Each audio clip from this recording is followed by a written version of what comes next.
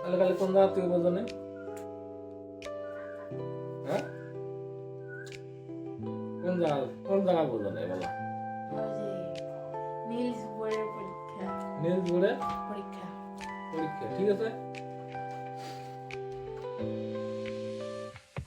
Niels বোর্ডে পরীক্ষা বোঝো না বুঝছো?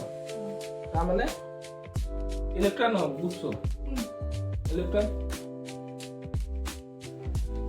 তাহলে কি বললো যে পরমাণুর মধ্যে প্রথমে কি পরীক্ষা হয়েছে? কি পরীক্ষা হয়েছে প্রথমে? পরমাণু হলো, তারপরে ক্যাথোড রশ্মি হলো, তারপরে ইলেকট্রন হয়ে গেল। ঠিক আছে, ইলেকট্রন হলো। ঠিক আছে, ইলেকট্রন হচ্ছে। এখন পরমাণুর মধ্যে যেহেতু ঋণাত্মক আধানযুক্ত কণা আছে, সেই হিসেবে কি ধনাত্মক আধানযুক্ত কণা বর্তমান থাকা দরকার। যেহেতু ঋণাত্মক আধানযুক্ত কণা মানে মাইনাস আছে, তাহলে সেই প্লাসও থাকা দরকার। হ্যাঁ, আর ঘটনা হলো প্লাসও থাকা দরকার। ঠিক আছে, তাহলে ওই হিসেবে 1886 খ্রিস্টাব্দ, কত?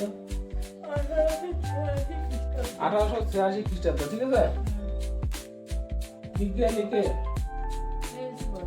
না গোল্ডস্টাইন, বিজ্ঞানী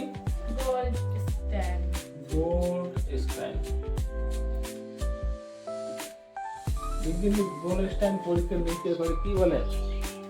পরীক্ষা নিরীক্ষা করে দেখা যায় পরমাণুর মধ্যে ধনাত্মক আধানযুক্ত কণা কি প্রোটন আছে। পরমাণুর মধ্যে কি প্রোটন আছে? প্রোটন, বর্তমান প্রোটন, ধনাত্মক আধানযুক্ত প্রোটন আছে। ঠিক আছে,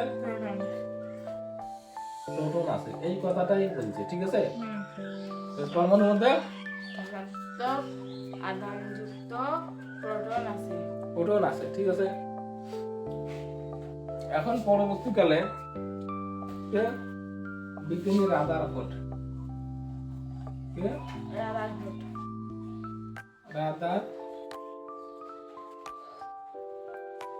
বিজ্ঞানী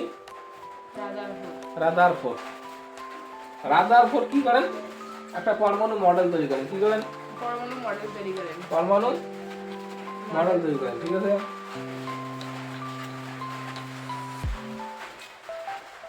ও এ শুধু কি বলছে? গোল্ডস্টাইন কি বলছে?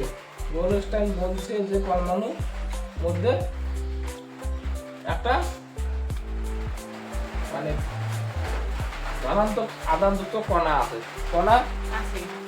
ঠিক আছে,